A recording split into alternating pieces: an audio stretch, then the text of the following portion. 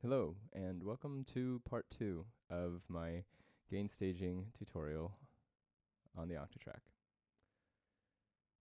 So in the last video, I talked about the different ways you can control gain and volume and levels within the Octatrack, and I went backwards. So I started with mix, talked about how to adjust Q, how to give yourself direct in, um, how to adjust volume from within a track, how to adjust it with LFO, how to adjust it with effects, kind of just a general overview that applies to every track that you have.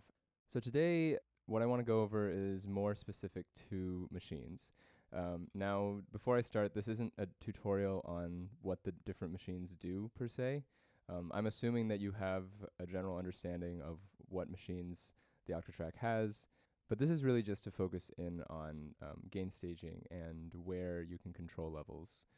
I will, in general, go over some things about how the machines work with each other, mostly because this is based on practical application. So this project, for example, I didn't just set this up so that I could make this video. It's something that I'm working on right now as a running setup. So the first machine we're going to talk about is a through machine. And through machines are very straightforward. All it is you take whatever your inputs are and you send them into one of these machines, and you can control a direct in of it, and you can control volume and other things, put effects on it. So right now I have my through machine set to AB, which lets me control my OP1. My OP1 is sent into a reverb pedal, which is then sent into A and B so I can get the full stereo reverb. And with this, basically it's really simple. All you have to do is control the volume knob.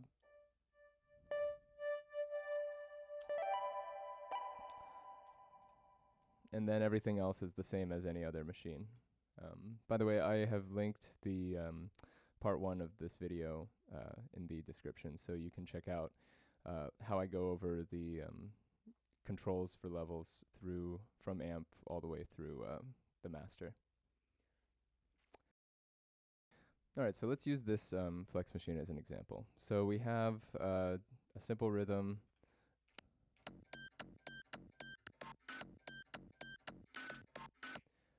And in order to adjust the waveforms levels, I go into the audio edit page.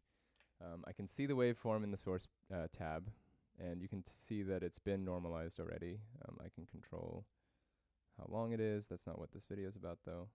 But okay, there's a few ways to adjust the level in here. So I can go to the edit page, the edit tab, and I can go down to selection plus 3 dB or minus 3 dB. I can also hit normalize selection. And then there are these other detail-oriented kind of things where I can actually select a section of it and choose to fade it out, for example.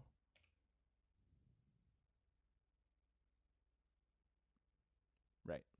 But we're not going to go into that today. And do I have any way of undoing that? Nope. Well, if I don't save the file, it'll revert because this is kind of like project specific. Anyway, so I can do that.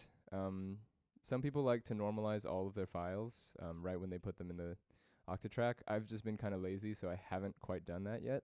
But I would say that that's probably the easiest way to go about controlling your files and not getting weird discrepancies in level, is to just, the moment you sample something, get in the habit of normalizing it, and then you don't have to worry about it ever again. You can just kind of adjust the gain here, which is in the next tab. In the attributes tab, you can adjust the gain right here. One thing to keep in mind is if I make adjustments on the edit page and I save the file, that is a complete separate file. So it won't actually let you save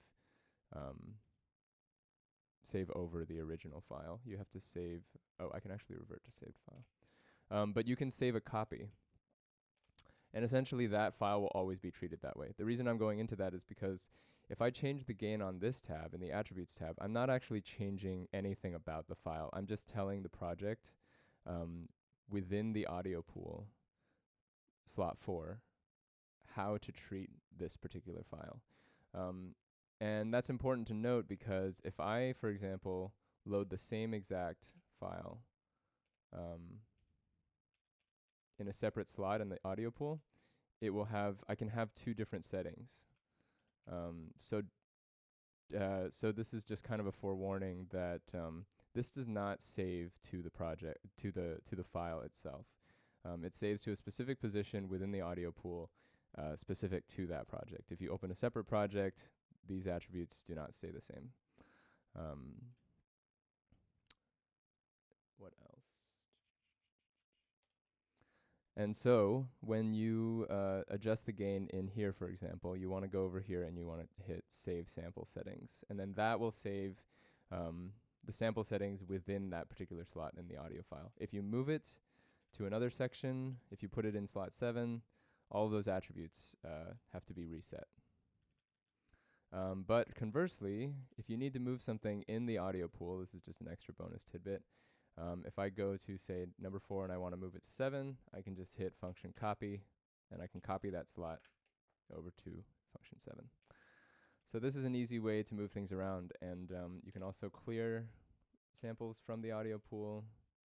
This is something that I didn't know for the first several months, and it was really frustrating for me to have like a bunch of clutter in my audio pool, so no more need of that. If you're working in static machines, I'm pretty sure it's exactly the same. So you go over, the difference being that you don't have the same audio pool. So you need to reset those attributes if you're using the same file. But yeah, everything else is pretty much the same. I can edit, oh wait, scratch that. I cannot adjust the levels of the waveform when it's a static machine. Okay, so yeah, make those changes to static machines, to static machine files, either in the Flex Machine audio editor or do it on your computer. Once again, it's helpful if you have access to a computer to just normalize all of it on your computer. If you need to do it on the fly, you can. But I've found that just naming things and adjusting audio is just so much easier within the computer. It's a lot easier to just load it up into the Octatrack and go instead of having to go into the project and edit everything.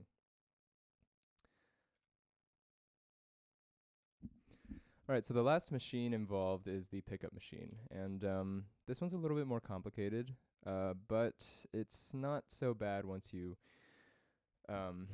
sort of get the hang of it. So basically, my pickup machine is on track 5. I have it set up so that it's recording direct from 7. This is my personal preference. You can also set it up to directly record AB, input AB. But what I like about recording from track 7, as I mentioned in a video like 8 videos ago, is that I can mute this track. I can keep it queued up in my headphones, and I can listen to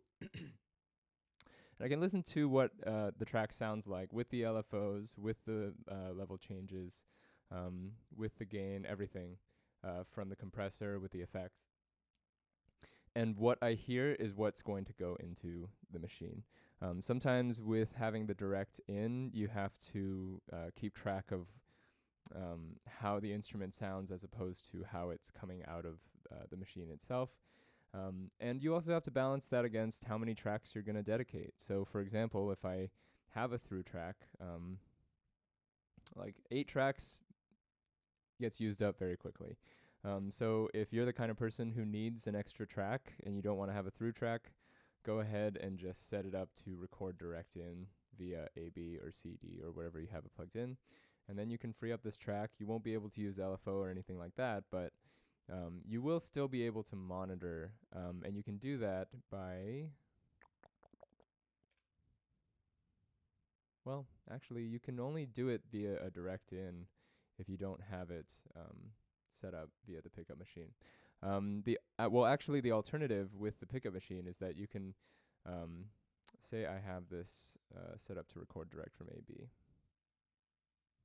If I don't have track 7 on, you'll notice I can't hear anything. But if I set up monitoring on this video, or on this record setup too, I can still hear it. The caveat to that is I can only hear it if I have track 5 selected. So if that's the kind of setup you want, go ahead. Otherwise, having an extra track set up and recording direct from it is a really great way to hear what you're going to play and to preview it without bothering people. And then once it gets recorded in, it'll actually pop out exactly how you played it. So, so we can test that theory right now. Sorry. All right, so pay attention to tracks 5 and 7. Can't hear anything. Actually, let's see. Right.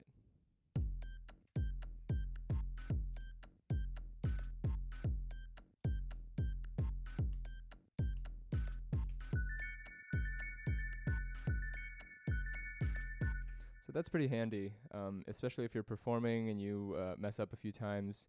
You can clear it and nobody ever has to know.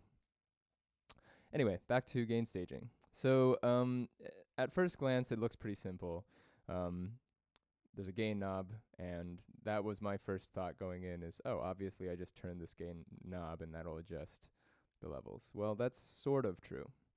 What's important to note is that the pickup machine is basically just a fancier flex machine with its own kind of dedicated clock and so on. And so being kind of a fancy flex machine, you can actually go into the audio edit menu and look at your waveform. I mean, it's not a flex machine in the sense that you can't slice, but you can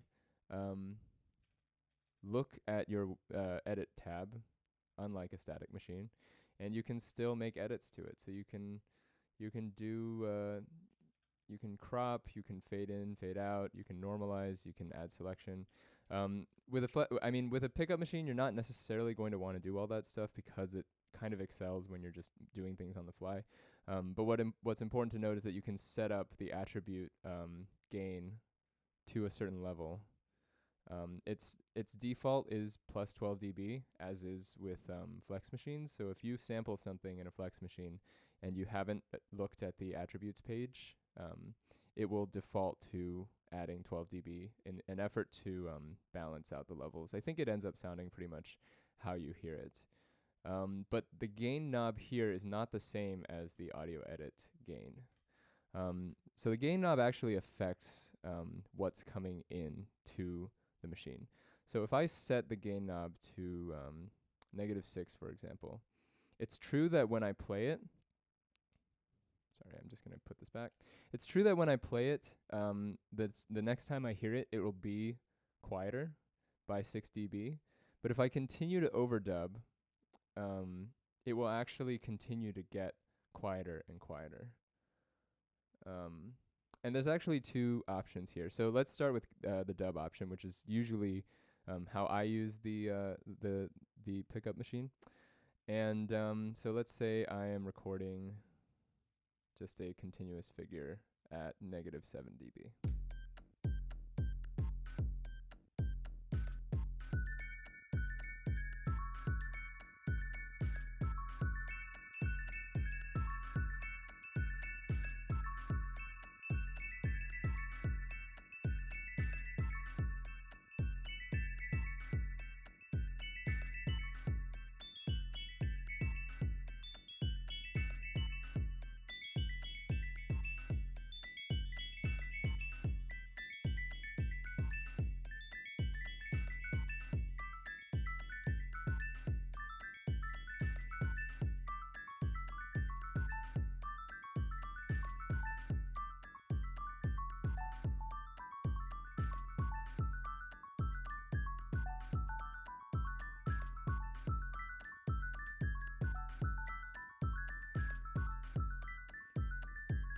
And I'll just kind of let it fade out because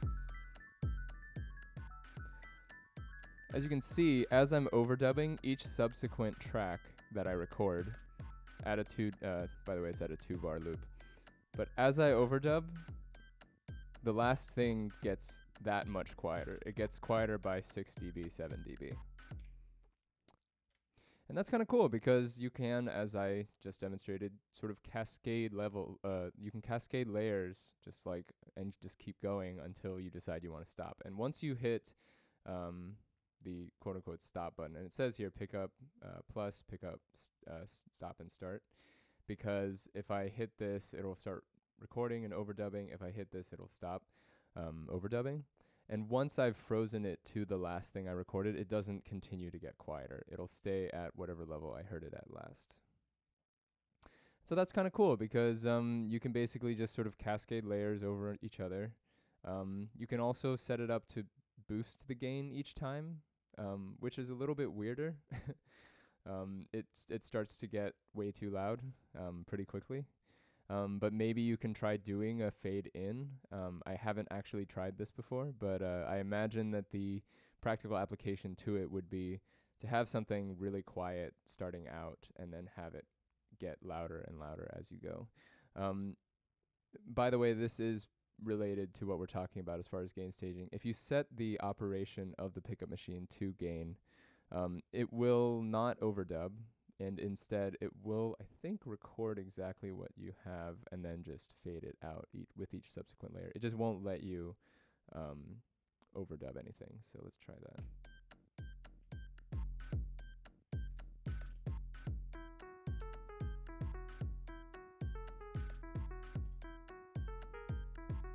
Oh, right. Okay, here we go.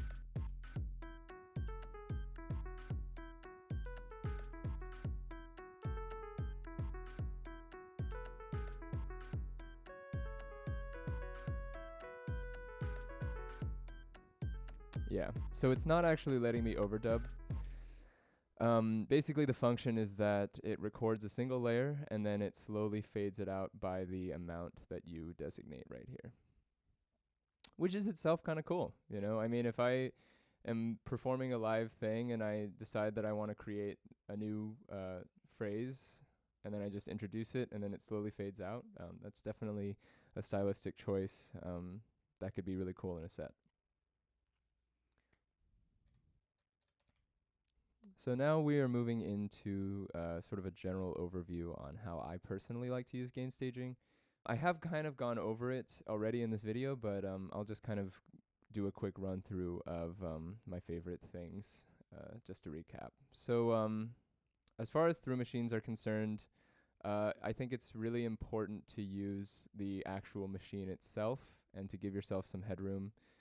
So for example, on the OP1, I like to keep it at 3 o'clock or 12 o'clock even, because that gives me some room to wiggle. That gets to be a bit tricky because sometimes the levels you'll notice on the Octatrack are a little bit quieter than you'd like. And in such cases, it is important to use a compressor and to set it up how you like it. But the makeup gain in the compressor is more than enough. Obviously, the only issue is that you have to use up a effects block for that.